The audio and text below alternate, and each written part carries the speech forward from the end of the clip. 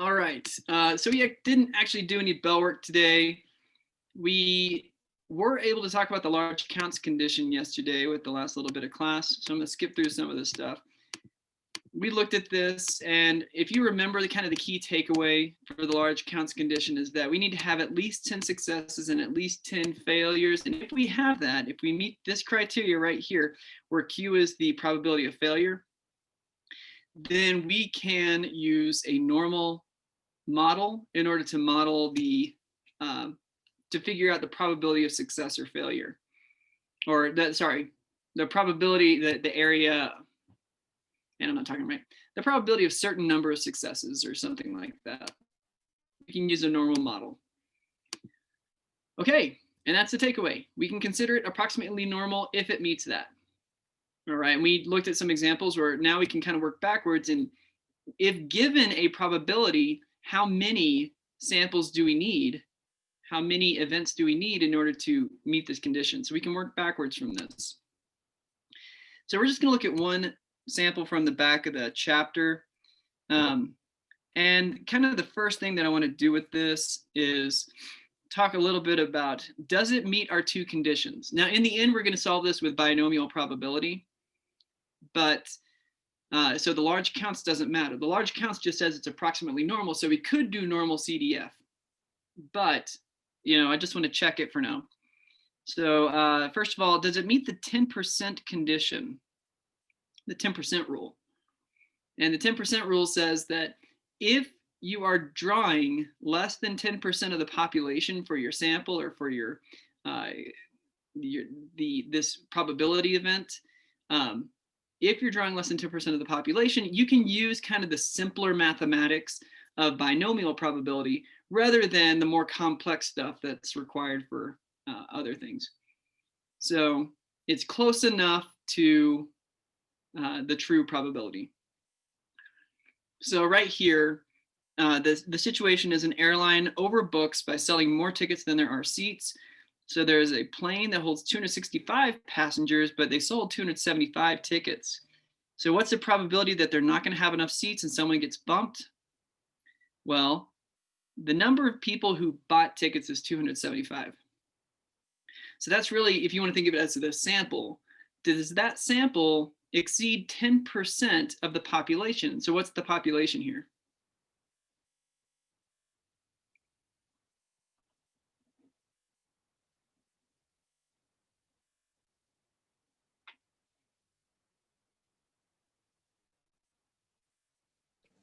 Uh, 265 passengers.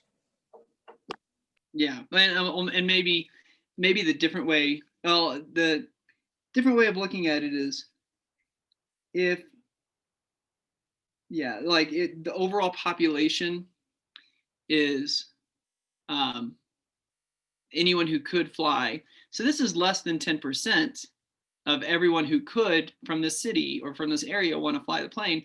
But even more than that, if we're going to pick random people, we're going to consider all these independent events when we do our binomial in just a second. But I think it's fair to say that we've met the 10%. This is not going to be a selection of people who are predisposed to not showing up to the flight or anything like that. It should be, this 5% should apply for our 275. They're not going to be more or less than 5% each time. Okay. So anyways, 10%, and the 10% will, really is kind of an easy bar to pass. And we're going to have to check it all the time and show it, especially when we get into inference in the last part of the class.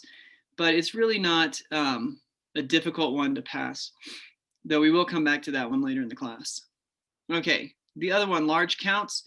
If we wanted to model this with normal probability, with normal distribution, we just want to make sure that n times the probability of success and n times the probability of failure are both greater than or equal to 10. Now, the probability of failures, if I consider a success is not showing up for the flight, that's 5%. 95% is the probability of failure, which is that they do show up. So 275 is our N. So 275 times 0.05, that's really the only thing I need to calculate, because 95%, if I do the other one, is definitely going to be over 10. So I just need to figure out, is 275 times 0.05 greater than 10? And it's 13 point, well, it's over 10. Sorry, I should say this, 13.75, which is greater than or equal to 10. The other one's going to definitely be over 10. I'm not even going to calculate it. So we pass the large counts condition, we're good. So I could use normal probability. Right here, I'm not going to. I'm going to use binomial. But later on, we're going to kind of be moving away from using the binomial as much, and we will be using normal calculations again. Okay, so the real question is, what's the probability that someone gets bumped from the seat, from the plane flight? Okay, and the question is, if there are 275 tickets sold and 265 passenger seats, how many people need to not show up in order for this to be okay, like for the flight to be good?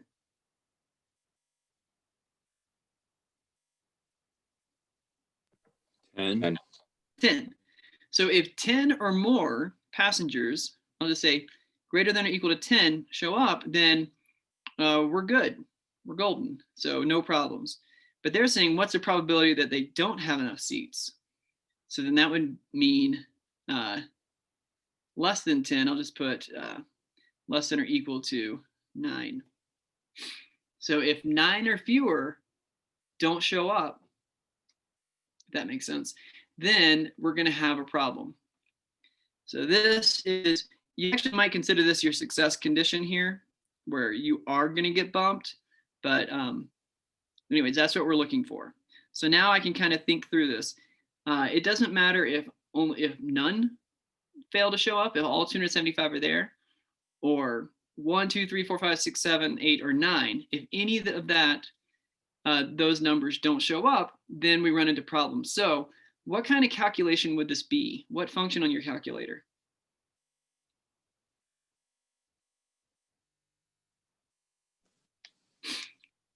would it be binomial? Binomial. Binomial CDF, right? That's it, CDF. Because we want the cumulative probability of all the way from 0 through 9, not just 9. Okay, and so now I need to think, I've got 275 trials. The probability of success is 0.05, success meaning not showing up. And the X value that I want is 9, anything up to and including 9. So now it's just going to look like this, 275, 0.05, 9. And we can just plug that in.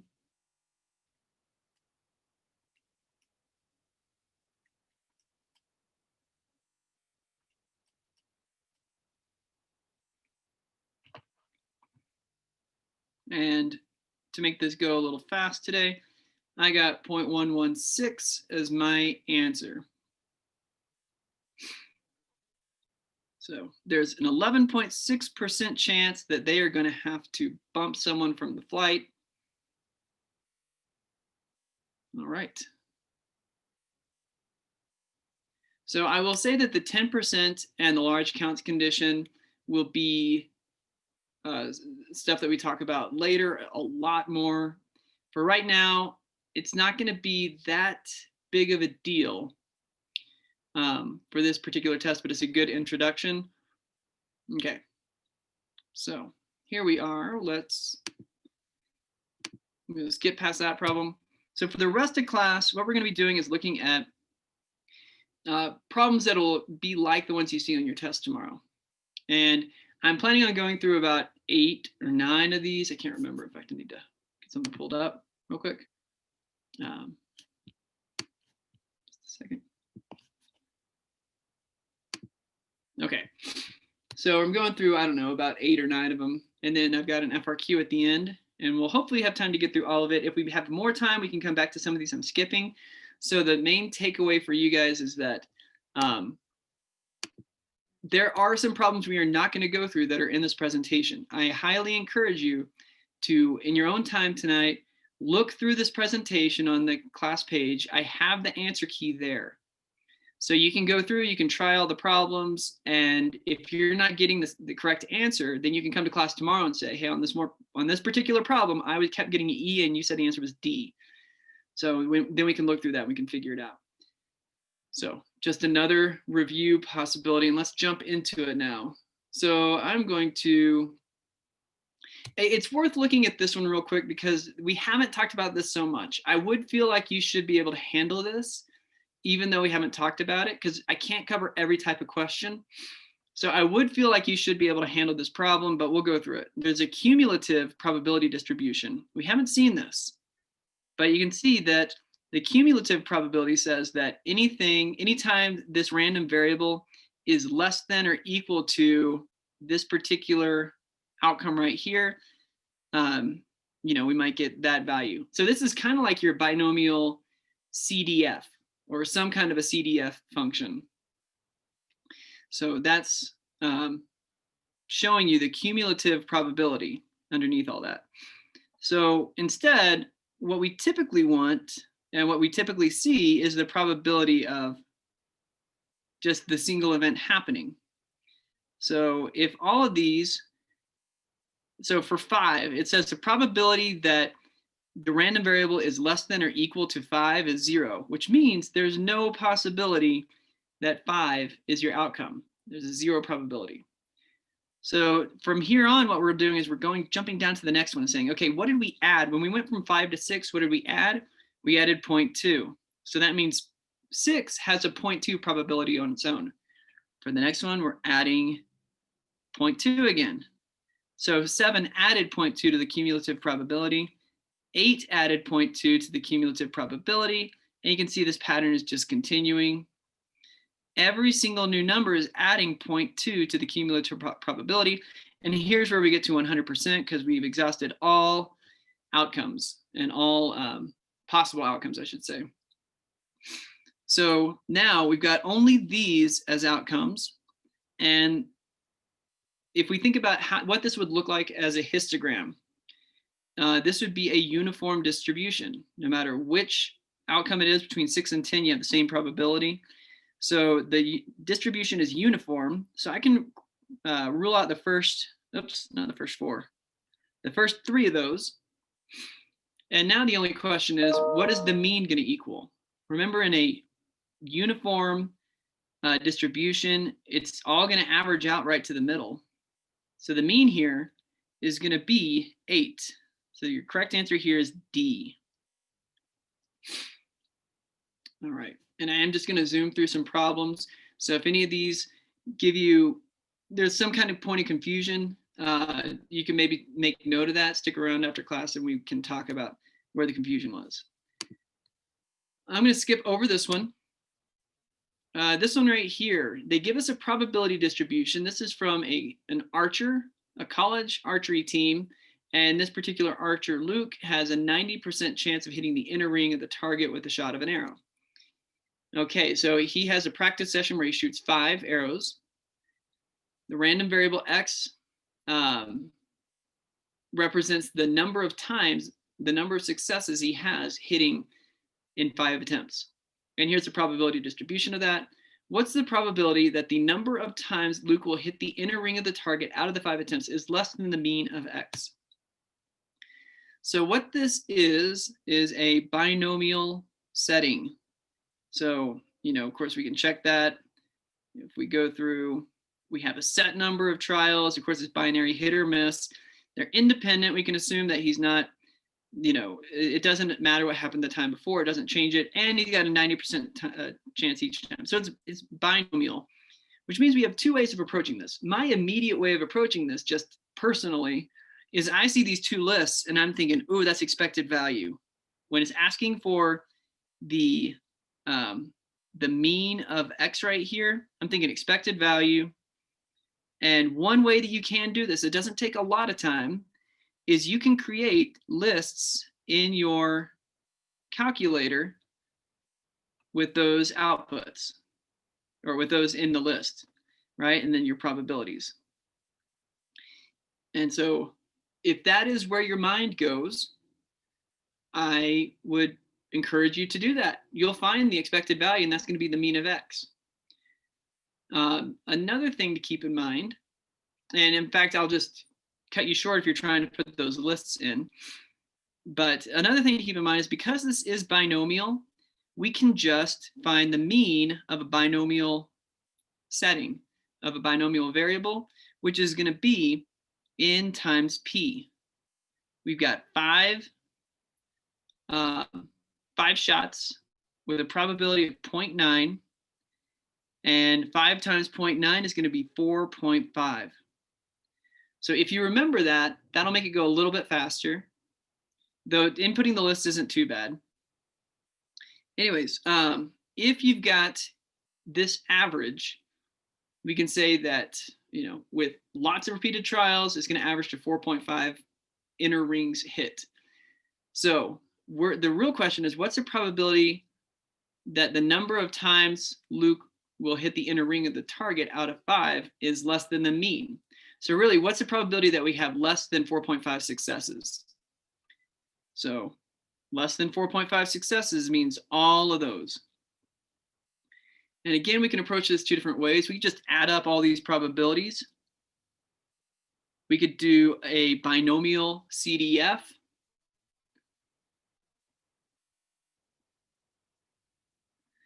With 5 attempts, 0.9 probability of success, up to 4 successes, and then it'll tell it to us. We could also just figure out the probability of 5, which is already given, and just realize that it's going to be the complement of that. So if that's where you go with it, then you have a really easy calculation. It already tells you the probability of getting all 5. So 1 minus the 0.59, so on, will give us our answer, which is going to be A. And I tell you all this because there's lots of different ways of approaching it, and you don't have to think through it one particular way. And there you go. It's up to kind of how your brain processes it. Let's see.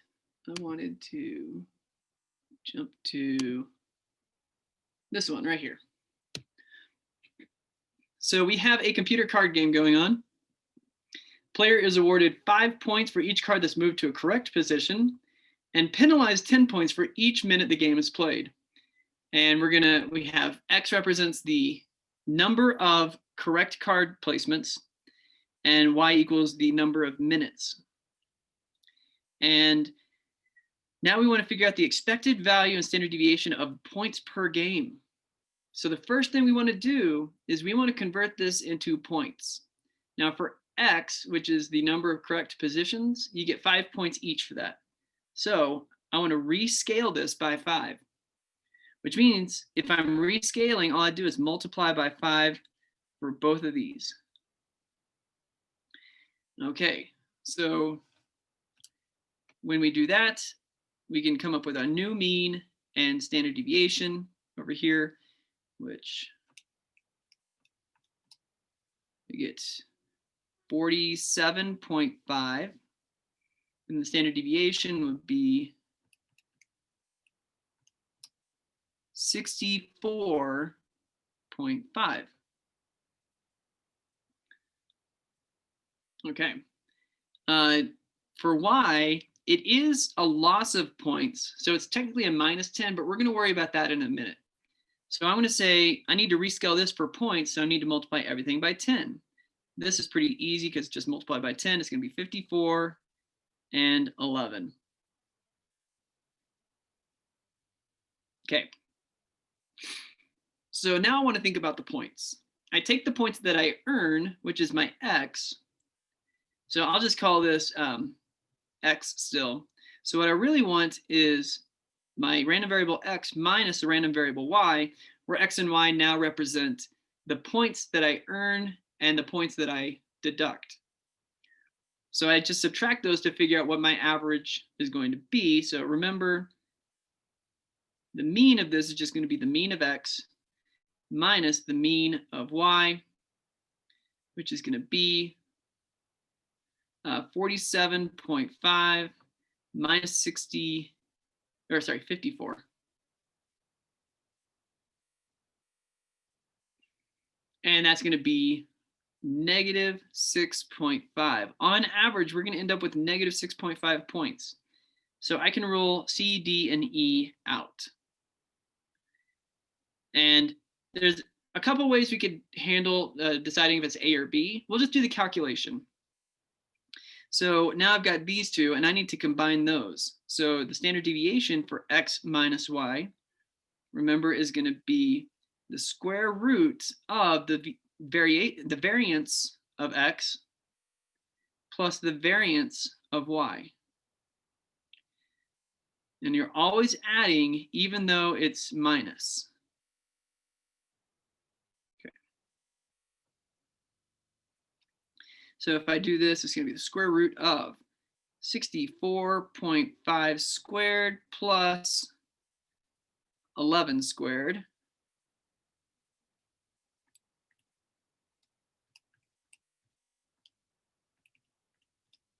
Which is 65.4. And there it is. Your answer is B. Now that is, it's good to run through the calculation because you do need to understand how to do that calculation. But the other thing to keep in mind is that your variance, your standard deviation and variance, therefore, always increases when you add more random variables. So because I started off with a standard deviation of 64.5 right there, it cannot go down from that. So I could have ruled this one out right away because it went down to 63.5. So it does not ever go down. It only goes up. But again, it's good to see the calculation because depending on what the problem is tomorrow that you might see that has this in it, you might need to calculate it. Wait, I'm sorry. Why doesn't the standard deviation go down? Remember, when you have like two different random events, you're always combining the different outputs. And kind of the way we're talking about is that you actually have more possible outcomes when you combine random variables. Because I combine the uncertainty of the first one. I could have, well, let me go to the point, sorry. I could have a range of 64.5 points on either side for my spread, and that would be one standard deviation away. I could have a pretty big range, but then from that spread, I could also subtract a variable that has this range to it, 11. So the possible outcomes, I have a pretty big spread of outcomes for the points I earn, but I add even more to that, the number of points that I subtract away. So it's a range of possibilities multiplied really by a range of possibilities, which widens it out even further to say now when you combine these two together, you created even more possibilities for your outcomes. So your spread gets bigger. Okay, so it'll never get smaller. Got it. Okay, Never. Thank you. Yeah. Okay, this one is not difficult overall compared to some other stuff that we see, but I did want to point out in the problem, it gives you kind of the scenario, you're rolling die, you're finding the difference between them. The only thing it's really asking is what's the standard deviation of this? And what I wanted to point out is that it gives you the variance and it asks you to find the calculation you need to do to find the standard deviation. It doesn't actually give you the numbers here. So remember, just like we did, and I'm not going to do any more than this. So x minus y here is going to be your 35 over 12. We don't need to square it because it's already the variance plus the 35 over 12. Well, I guess we had to go through and solve it. It's not a complicated problem, all things considered. So there it is. Okay. Skip over this one. Skip over that one. This is one right here. So I kind of skipped over a couple of them that require calculations, but you've gotten a lot of practice with that. As you go through it tonight, if you need help with that, make sure you get it right.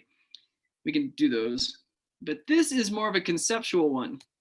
It's not asking you guys to calculate anything. It's asking this. The basic question is, under which of the following situations would X be a binomial random variable? It's asking about the binomial setting. So remember, Benz determines if it is appropriate to use a binomial calculation. So what we've got is a computer game. It's a card game on the computer that we're trying to figure out. Our random variable X is going to represent the number of games that have been won out of 100 games. So right here, if I'm asking if it's binary, yes, I either win or lose. So it's binary. Out of 100 games tells me I have a set number of trials, which is 100. So I could win or I could lose. Independent. I think it's fair to say that how you do from one game to the next could be independent. Let's leave that one unanswered for now because we need to read the scenarios, but the B and the N, we've satisfied both of those. Okay, so here's what's happening. We've got 100 games. All games were played by the same player whose skill improved over the course of the next 100 games, over the course of the 100 games. So if you keep getting better and better, then it seems like your same probability is being violated. So you're probably going to be more likely to win on the 100th game than you were in the first game. So I would go ahead and say that's not the same probability. It's not appropriate to model this with a binomial random variable. Okay, the next one.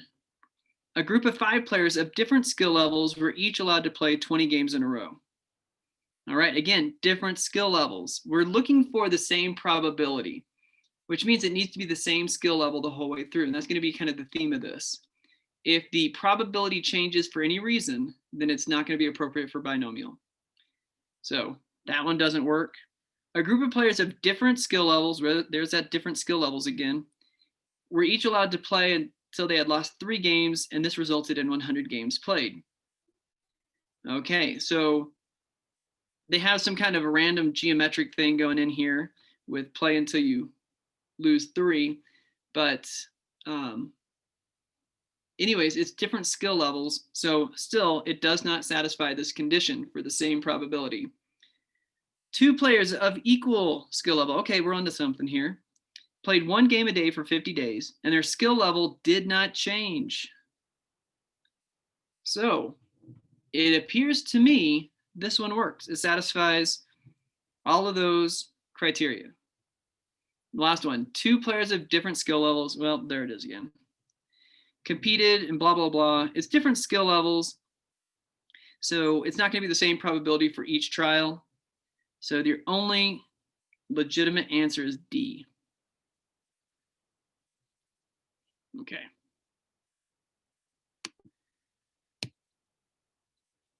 All right. I didn't want to go through this one. Well, we might. Oh, yeah, I did want to do this. I'm sorry. A blind taste test. Okay, actually, before we get started on this problem, I wanted to do this kind of as a preview for what's to come. I'm not going to give you a question like this on the test, though after you see this, you hopefully feel like you could answer it, a question like this on the test. But let's just go through it real quick. A blind taste test will be conducted with 9 volunteers to determine whether people can taste the difference between bottled water and tap water. Each participant will taste the water from 2 different glasses and then identify which glass he or she thinks contains the tap water. Assuming that people cannot taste the difference between the bottled water and tap water, what's the probability that at least 8 of the 9 participants will correctly identify the tap water? So, if we're doing bins right here, it satisfies that. It's binary. You either guess it correctly or you don't. Independent, we can assume that no one person's affecting the other. We have a limited number of trials. There's 9, and each has the same probability. So now the question is, what is the probability they're going to guess correctly?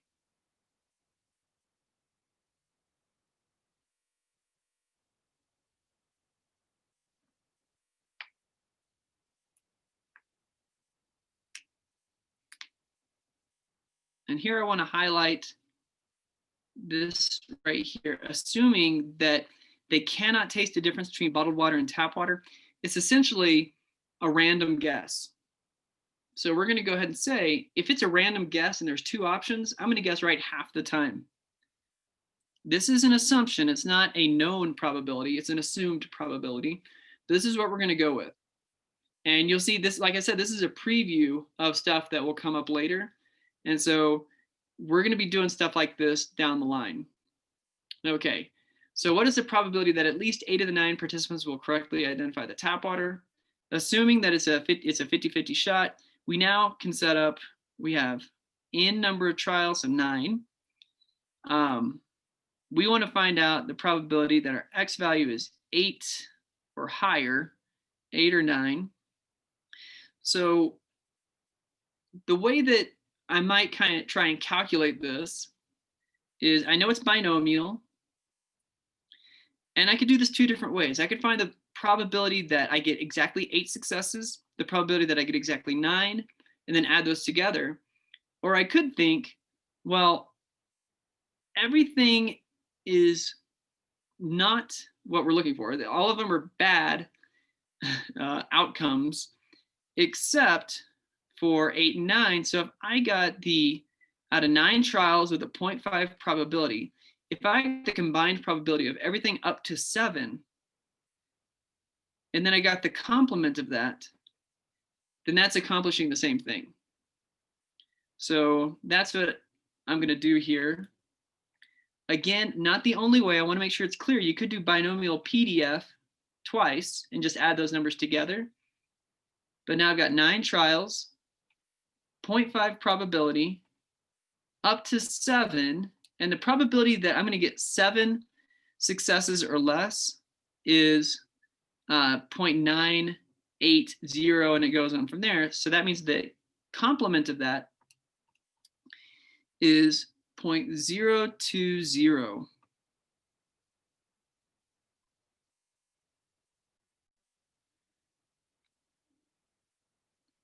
All right. Which I guess they're going even further than that. So 0.195.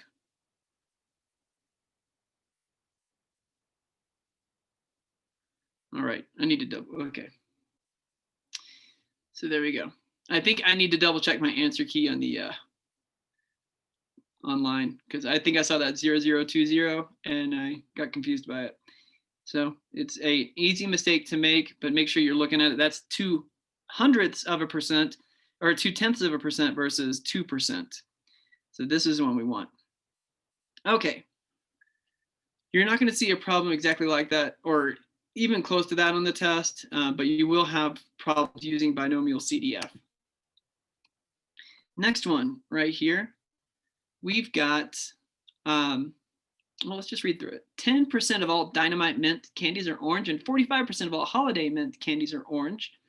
2 independent random samples, each of size 25, are selected. One from Dynamite, the other from Holiday Mints. The total number of orange candies in the 2 samples is observed.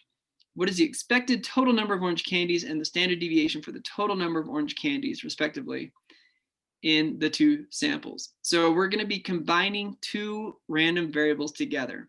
In the end, I'm going to have some kind of X plus Y going on.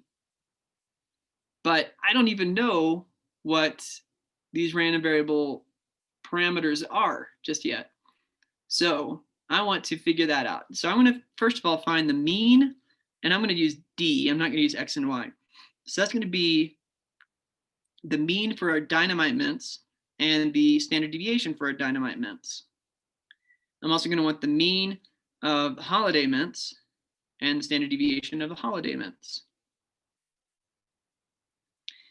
Because we have a set number of trials, this is telling me it's going to be binomial. I think all the other conditions are met for bins, and so we can just move forward. So we've got the mean of this is, we have a formula for this, is N times P. So in the first one, my N is 25. That's going to be true for both samples, but the probability is right here, 10%. So I can just do 25 times 0.1. So the mean is going to be 2.5. That's also the expected value. For holiday mints, it's got a 45% chance of being orange. So that's going to be n times p again, which is going to be 25 times 0.45, which gives me 11.25. Now the mean of these two combined, of Dynamite plus holiday mints, will just be those two combined. It's going to be 2.5 plus 11.25, which is going to be a combined 13.75. I know the mean is going to be 13.75. I'm going to cancel those out. All right, now I can use a little bit of intuition here in a second to cancel out even further. So now I need to find the standard deviation for Dynamite mints, which is the square root of n times p times 1 minus p. I don't think many of you have that memorized, and you don't have to, you just need to access it. You're kind of saying it's binomial. I've got the AP formula sheet that tells me the standard deviation of a binomial distribution, and there it is. So you can just use that formula and plug numbers in. So that'll be 25 times the probability of success here is 0.1, and the probability of failure is 0.9, and that gives us our standard deviation.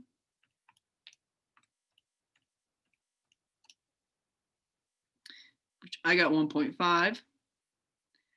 Same thing here, except we have a different probability, but it's still n times p times 1 minus p, which is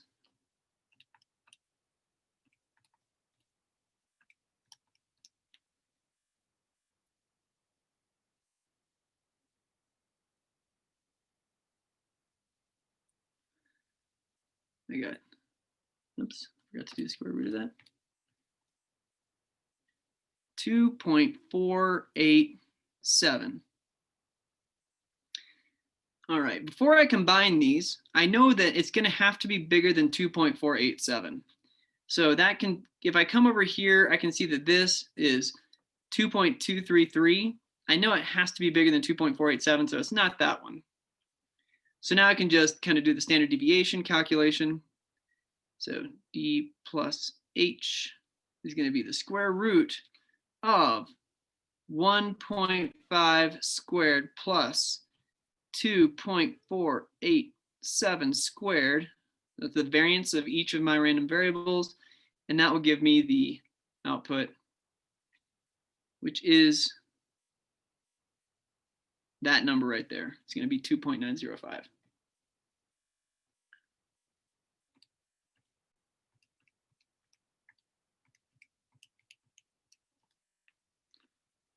Okay, and I did some truncation, and you probably did, I don't know if you did as well, which means that it might not be exactly 2.905, but it's close enough, you know it's right.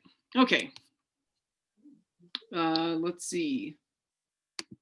This one right here is not a complicated problem, except that if you haven't done one quite like it, it can appear complicated at first. So we're looking for the graph which represents a binomial distribution with n equals 20 and p equals 0.25. We've looked at enough of these binomial graphs using that online app thing that we know it's going to appear somewhat normal. We know with the large counts we can determine if it's actually normal or not. But for now, the only thing that matters is this unimodal distribution should be centered around the mean. And I can find the mean by doing n times p, which in this case is 20 times 0.25. So 20 times 0.25 is just 5.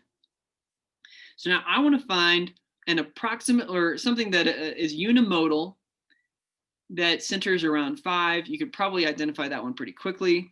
Here's 5 in this one. It does not center there. Here's 5 in this one. It definitely doesn't center there. There's 5. It does center, but it's bimodal. I know it's going to be unimodal. There's 5. Of course, I'm waiting to go to the correct answer till the end. And there is pretty obviously our distribution for the number of successes. Okay, so we didn't actually do anything explicitly related to that, so I just wanted to make sure you could see that now. Okay, and there's one more that I wanted to look through. This one right here. Some of these, again, require calculations that I'm skipping over, especially with geometric sequences. I skipped over some, but just keep repeating myself. Go through them. If you're not getting the correct answer, then find out if, come back to class and we can work through it, figure out what's going wrong. So here we want to make sure that this is appropriate for the geometric distribution. So now we're talking about BIFs. And what this is going to come down to is if they are independent and same probability. Because pretty much all of them are going to be binomial, and we're looking for the first. And we're also looking for which of these scenarios is not appropriate for the geometric distribution. So if it passes all 4 of these checks, then that's not our answer. All right, so let's just go through them. According to a recent study, approximately 8% of adults in the country have a master's degree. Let X represent the number of randomly selected adults in the country surveyed to find someone with a master's degree. It's binary. Yes, you have a master's degree or you don't. It's independent, because we can assume that with that many in the population, it's not really going to matter what the previous person answered. There's no causal effect one to the other, whatever, you get the idea.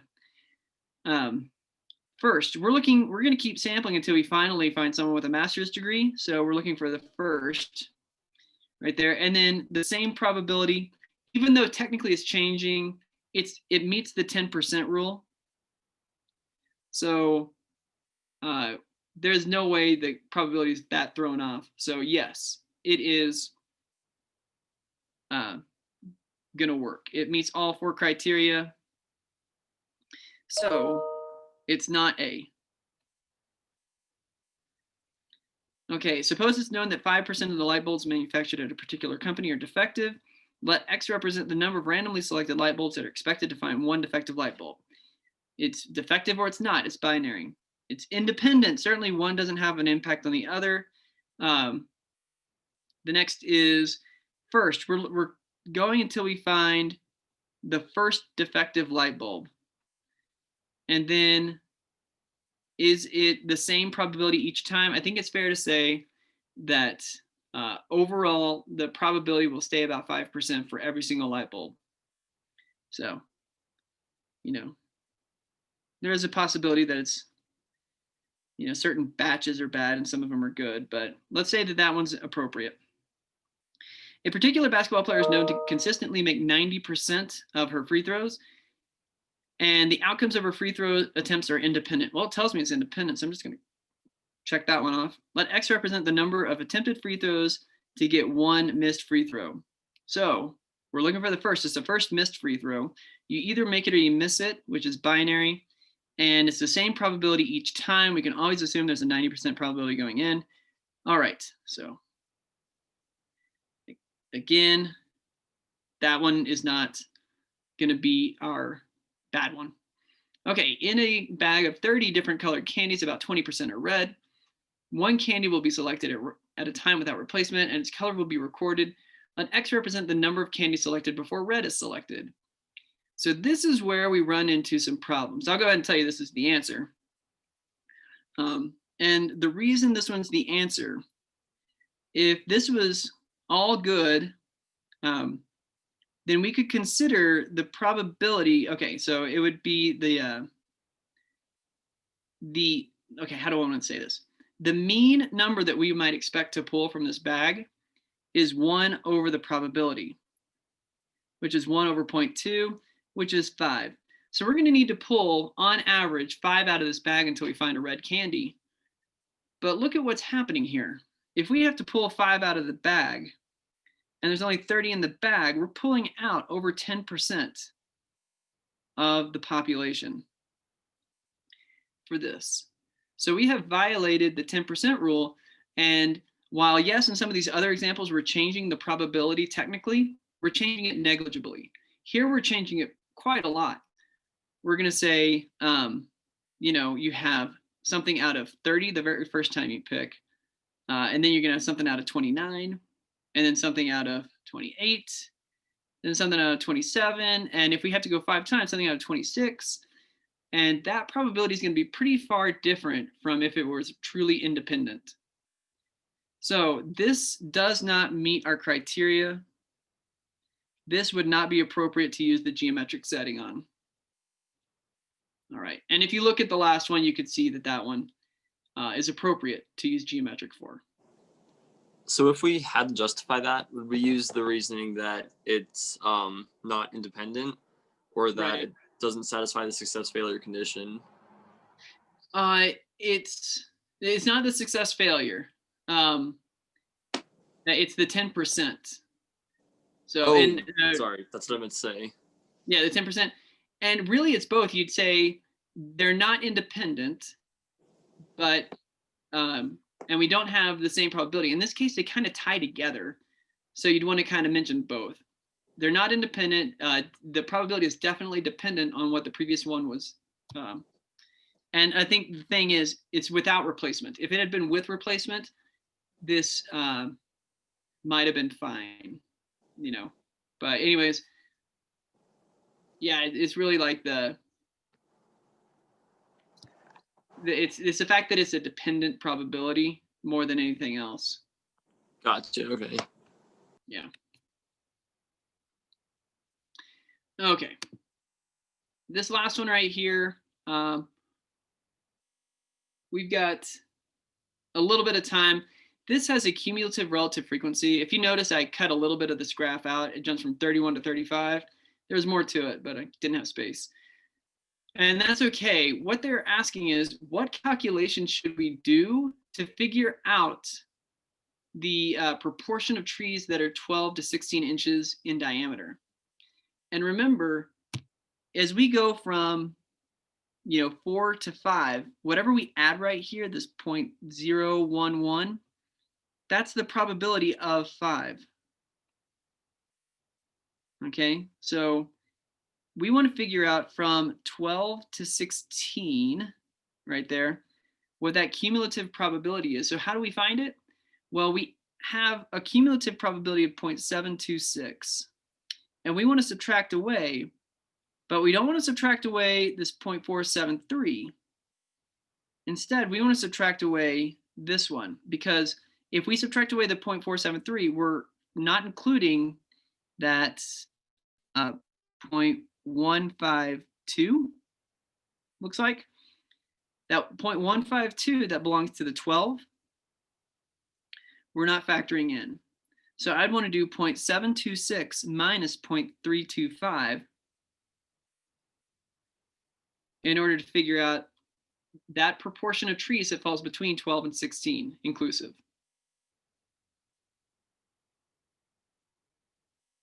Okay, it's just a little bit weird. You're actually not going to see a question like this on the test, but it's just one of those general things that's worth kind of covering and being aware of. All right, and now we have this. It's a pretty wordy FRQ, but we'll just kind of run through some of it, and we'll see that's really not that bad. And really, the questions are all down here. So everything else is just leading up to those questions.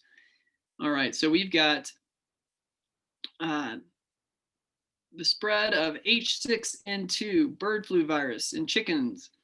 Okay, there is a test, the ELISA test, and we already talked about an ELISA test for something else. Maybe it was AIDS or something, I don't remember, HIV.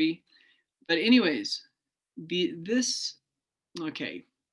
So basically there are 2 problems we can have. We can have a false positive, and that's whenever that we get a positive result for a chicken that's not infected. We could have a false negative, which is when a chicken gets a negative result when they actually do have the disease. Okay, So considering the, okay, sorry, I'm not going to read it all, but basically we're going to run an experiment. We're going to take 10 chickens from the flock, perform the ELISA test for each of the 10 chickens. If at least 3 of the 10 chickens have positive ELISA test results, then we're going to conclude that it's in the flock. Okay, so now we're going to run through and see. This 100,000 chickens is something of a distractor. All right, we're still just picking 10 chickens. Okay, so they're going to pick 10 at random from these 100,000. There is a known probability of 0.05 of producing false positives and a 0.10 of producing false negatives. So much information packed into this. But we're going to parse through and figure out the correct information to use. So if no chicken is infected with this virus, what's the probability that the veterinarian will conclude that it's not present? So this is a binomial setting.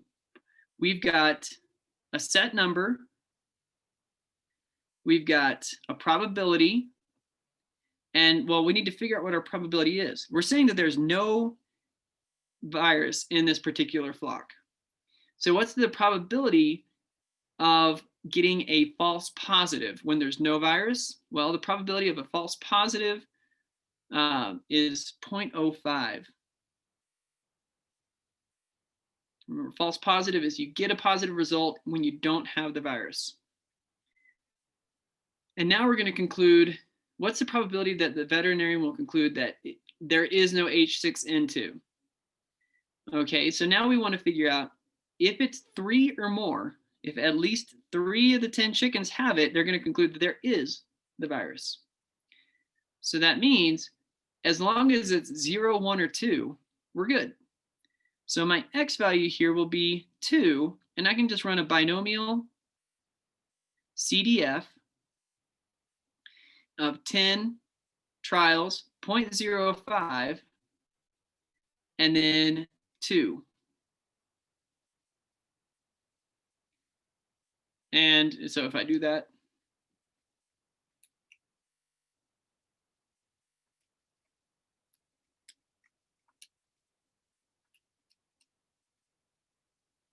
all right, it looks like there's about a 98.8% chance that we will correctly conclude that the virus is not present.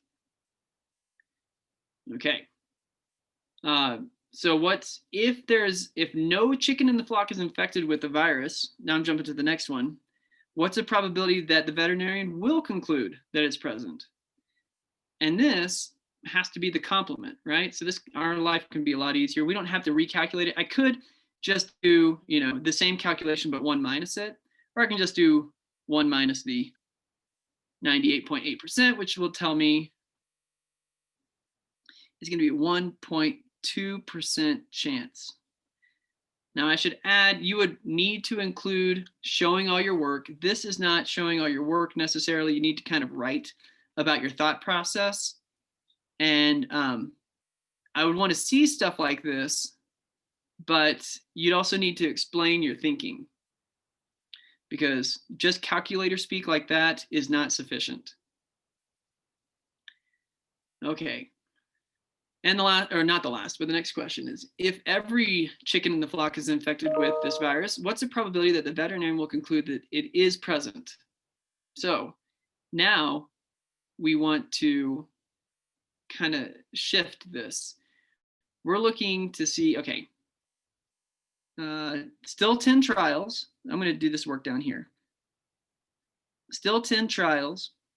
Now it's the probability of getting a false negative, because there is virus in the population. False negative has a 0.10 chance of happening, so 0.1. And now I need to figure out the X value that's appropriate for this problem. So we would basically need to have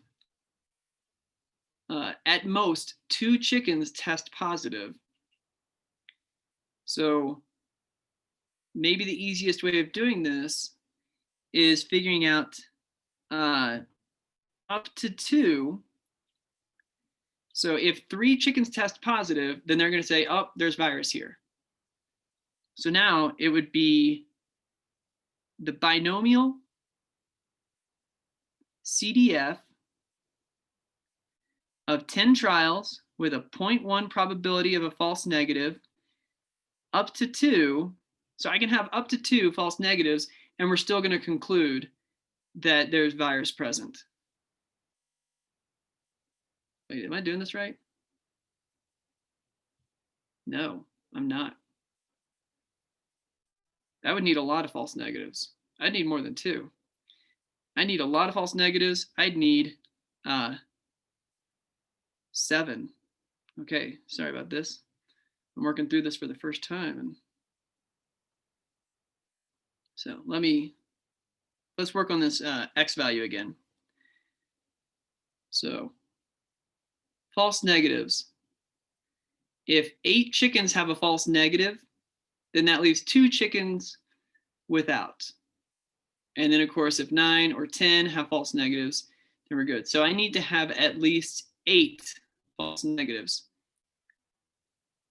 A success here is getting a false negative, and I need 8 of them. So sorry to throw that one off at the beginning, but does that make sense now? You guys with me?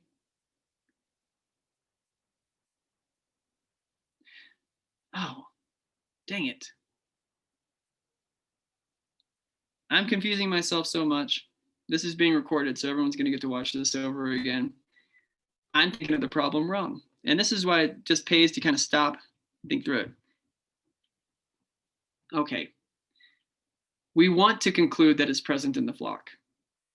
We want to conclude that. So let's just stop one more time. So the only way that we don't conclude it is if we get 8 or more. So we can have up to 7 false negatives, and we will still conclude that the virus is present.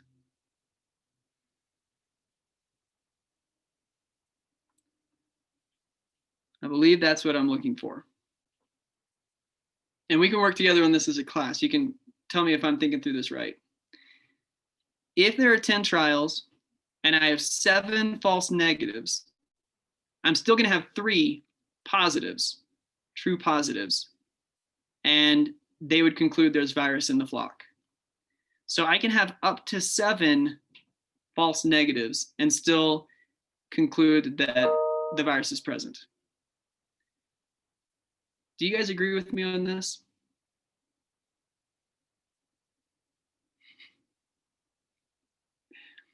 I'm sorry if I just confuse things more than otherwise. So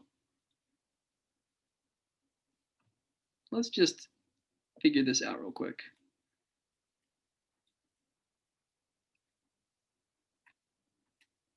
All right, so 10 trials, 0.1 probability of getting a false negative. 7, up to 7 chickens can get a false negative. All right. And that means they are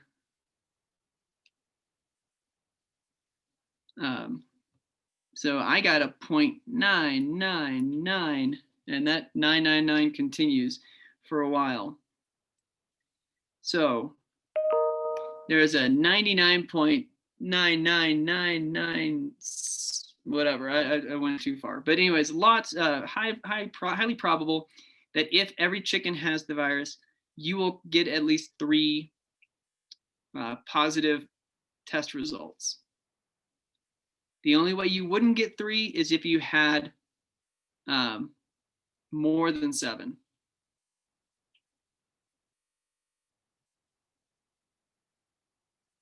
Okay. And I think, so, and I can continue on, but I want to show it's not 100%. I don't want to round that up to 100%. I want to make sure it's clear that it's not 100%, but it is very high probability. There we go. I'll just do that just to show what I got. Okay.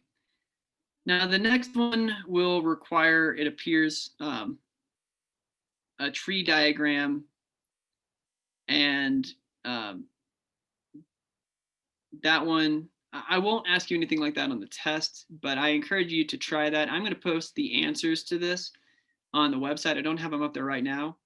So if you want to come back and check the answer for D, try it on your own. That's just going to tie in together a bunch of your probability knowledge. And we're going to call that good for today. If you have questions on this, and I do hope that by the end this was making sense, and I also hope I wasn't making a mistake with my logic. But if you do have a question on anything, feel free to stick around. And yeah, also feel free to stick around during class tomorrow. I should show this, sorry. No homework tonight, but answer all the previous homeworks. You can find the answers from today's practice questions on the Canvas page, and come to class prepared with questions that you need to go over to help your understanding. All right, that's it for today.